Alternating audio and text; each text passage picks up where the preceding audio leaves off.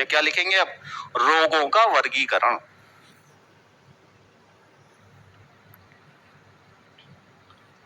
रोगों का वर्गीकरण,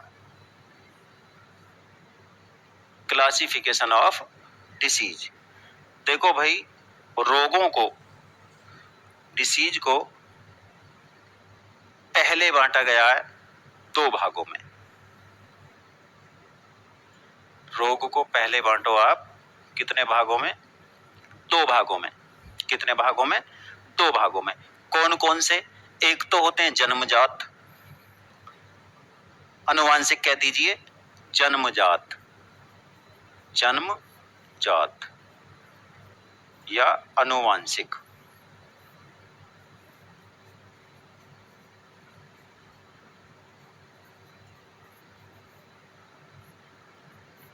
और दूसरे हो गए क्या, उपार्जित। दूसरे हो गए उपार्जित। दैहिक कह सकते हैं उपार्जित को, सोमैटिक कह सकते हैं, दैहिक कह सकते हैं, और जन्मजात को जेनेटिक कह सकते हैं।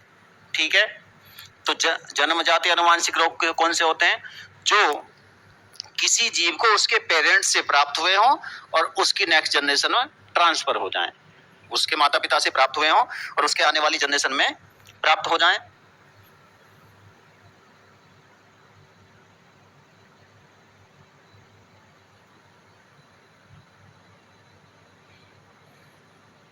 सुरेंद्र कुमार, MIT क्लास पर बायोलॉजी की एक और क्लास आ रही है, यूट्यूब पर तो एक ही आएगी। ठीक है, ये यूट्यूब पर लाइव है इस समय, ये देखिए आप। तो क्या है ये, जन्मजात कौन से होते हैं, अनुवांशिक, जो किसी जीव को, किसी मनुष्य को, किसी जंतु को उसके मदर फादर से प्राप्त हुए हों और उसकी नेक्स्ट जनरेशन में ट्रांसफर हो सकते हों, ऐसे रोगों को जन्मजात या अनुवांशिक रोग कहा जाता है। कौन कौन से होते हैं भैया, ये एक बार नजर डाल लेते हैं, देख लेते हैं कौन कौन से होते हैं। इनके तो बहुत सारे उदाहरण हैं, जैसे देखो सिंड्रोम हो सकते हैं। सिंड्रोम मतलब गुणसूत्रों की संख्या में परिवर्तन, उनकी संरचना में परिवर्तन। ठीक है, इसके अलावा लिंग सहलगन, लिंग सहलगन में हीमोफीलिया, वर्णांता, ये दोनों आ जाते हैं। ठीक है, और एक था सिकल सेल एनीमिया, क्या था, हंसियाकार रुधिराणु, जिसमें आरबीसी दराती के आकार की हो जाती है, हंसिया के आकार की हो जाती हैं, जीन की त्रुटि के कारण जो हीमोग्लोबिन होता है उसकी संरचना चेंज हो जाती है। ठीक है, और इसके अलावा एक एल्केप्टोन्यूरिया,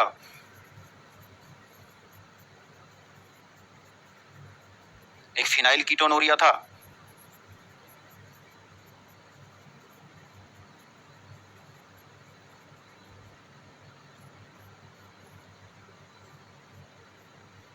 थैलेसीमिया होता है।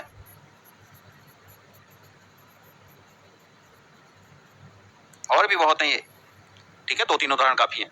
तो कौन से हो गए ये, जन्मजात रोग, अनुवांशिक रोग। अब इसके अलावा इधर देख लीजिए आप, कौन से, उपार्जित। उपार्जित मतलब दैहिक रोग, दैहिक रोग जो जिस जीव में उत्पन्न होते हैं उसकी मृत्यु के साथ ही समाप्त हो जाते हैं, नेक्स्ट जनरेशन में नहीं जाते, या ना ही उसे उसके पेरेंट्स से प्राप्त हुए हों, उसी में उत्पन्न हुए और उसकी डेथ के साथ उसी के साथ फिनिश हो गए, समाप्त हो गए। ऐसे रोग होते हैं उपार्जित या दैहिक। अब ये दैहिक रोग जो हैं, उपार्जित रोग जो हैं, इनको फिर दो भागों में बांट दिया, इनका वर्गीकरण फिर दो भागों में कर दिया। कौन से भैया, एक तो हो गई आपके असंक्रमक,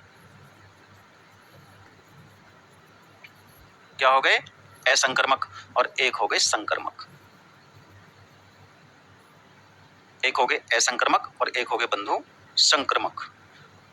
जो असंक्रमक हैं वो भी कई प्रकार के हैं, जो असंक्रमक हैं वो भी कई प्रकार के हैं। जैसे देखो, कुपोषण से रोग हो सकते हैं। किससे हो सकते हैं, कुपोषण से। कुपोषण का मतलब क्या है, जो आहार था, जो भोजन था वो संतुलित ना हो, उसमें पोषक पदार्थों की कमी हो जाए तो उसे कहते हैं कुपोषण। क्या कहते हैं? कुपोषण। अब इस कुपोषण से कौन से रोग होते हैं? देखो कुपोषण से आपने सुना होगा, एक तो हो जाएगा भाई स्कर्वी,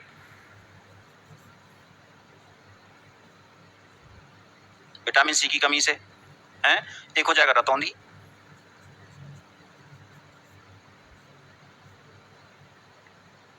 तो ही रहने दो उदाहरण, जगह कम पड़ जाएगी, और भी बहुत सारे हैं, बेरी बेरी है, स्कर्वी है, रतौंधी है, मैरेस्मस है, क्वासिकौर है, बहुत सारे हैं ये। ठीक है, तो कुपोषण से हो गया। कुपोषण के बाद और क्या हो सकते हैं?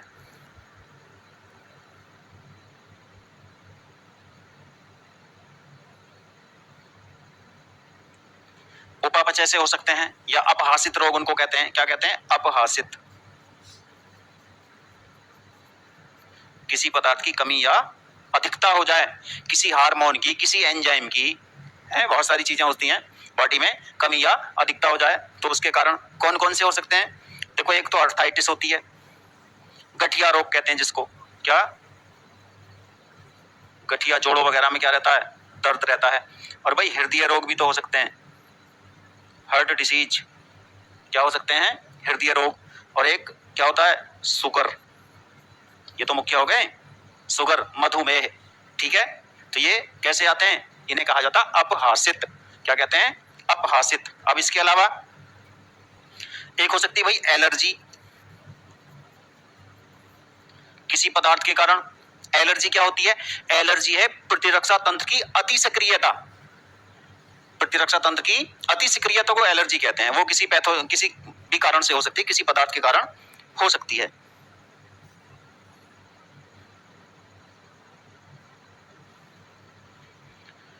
एलर्जी। ठीक है, इसके अलावा कोशिकाओं का एक अनियमित विभाजन होता है, उसे कहते हैं क्या? कैंसर। ये भी असंक्रमक रोग है या नॉन कम्युनिकेबल डिसीज है। असंक्रमक को नॉन कम्युनिकेबल, यानी असंक्रमक का मतलब है ऐसे डिसीज, ऐसे रोग जो किसी सूक्ष्म जीव द्वारा उत्पन्न नहीं किए जाते। वो बॉडी में मेटाबॉलिज्म के कारण, किसी पदार्थों में गड़बड़ी के कारण, पदार्थ कम मात्रा में होने के कारण, केमिकल्स ज्यादा होने के कारण उत्पन्न होते हैं, उनको असंक्रमक कहते हैं। और असंक्रमक रोग एक व्यक्ति से दूसरी व्यक्ति में ट्रांसफर नहीं होते, नहीं हो सकते, क्योंकि उनका कोई सूक्ष्म जीव ही नहीं है, कोई पैथोजन ही नहीं है, कोई रोगाणु ही नहीं है, तो वो ट्रांसफर नहीं होते, इसलिए इनको असंक्रमक कहते हैं। तो एलर्जी, कैंसर, अपहासित में ये होते हैं, कुपोषण में ये होते हैं। ये इस प्रकार के जो रोग हैं वो क्या होते हैं? असंक्रमक रोग। और भाई एक होता है इसमें व्यसन। व्यसन का मतलब होता है एडिक्शन। व्यसन का मतलब होता है एडिक्शन, किसी चीज की लत लग जाना। जैसे तंबाकू है, उसके कारण बहुत सारी प्रॉब्लम्स क्रिएट हो सकती हैं। शराब है, या और नशीले पदार्थ हैं, हेरोइन है, गांजा है, चरस है, ब्राउन शुगर है, तो उनके कारण जो डिसीज उत्पन्न होंगे वो सब किस में आ जाएंगे? व्यसन में।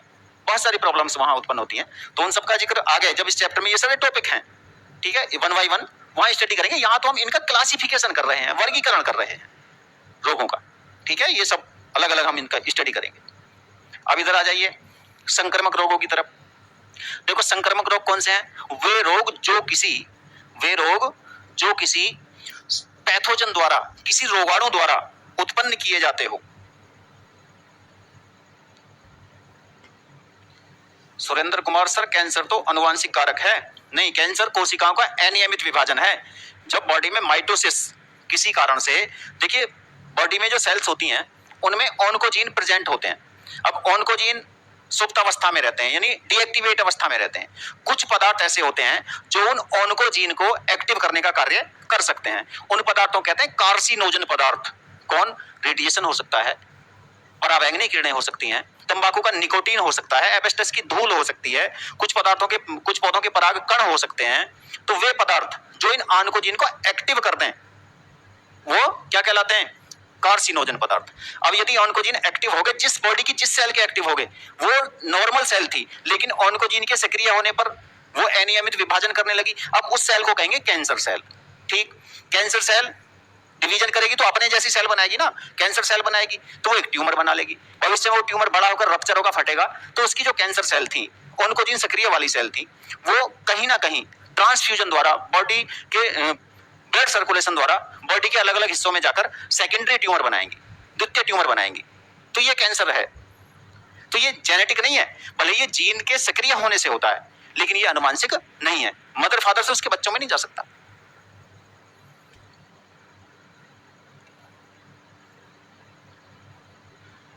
चलिए देखिए, अब तो संक्रामक रोग कौन से हैं? जो किसी सूक्ष्म जीव द्वारा या किसी जीव द्वारा उत्पन्न यानी रोगाणु द्वारा उत्पन्न किए जाते हैं। अब रोगाणुओं के आधार पर इनको क्लासिफाइड किया जाता है। कैसे? देखो रोगाणु कौन कौन से होते हैं जो रोग उत्पन्न करते हैं। प्रोटोजोआ हो सकता है, प्रोटोजोआ, ठीक। विषाणु हो सकता है, जीवाणु हो सकता है, बैक्टीरिया मतलब, कवक हो सकते हैं, हेलिमनथीज हो सकते हैं,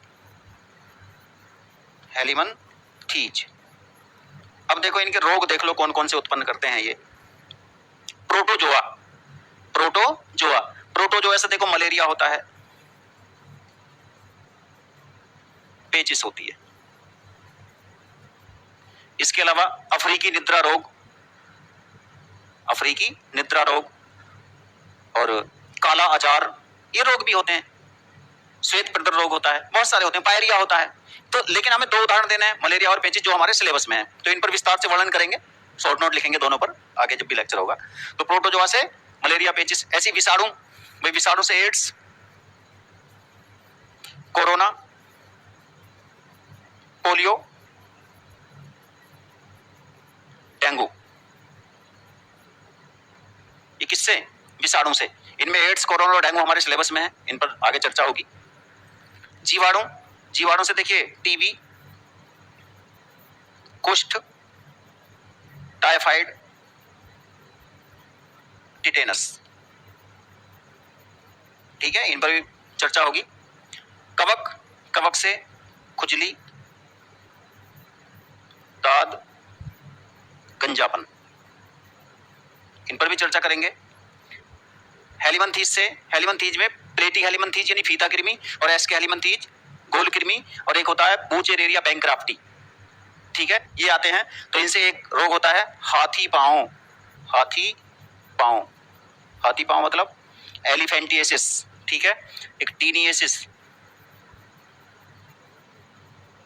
ये रोग होते हैं। तो ये सब आपके सिलेबस में हैं, इन पर सभी पर चर्चा होगी, चिंता मत करो कि ये विस्तार से नहीं बताए, ठीक है। तो आज क्या जाना आपने? स्वास्थ्य क्या है, रोग क्या है, स्वास्थ्य की नीड क्या है, रोग के कारक क्या हैं, और रोगों का वर्गीकरण।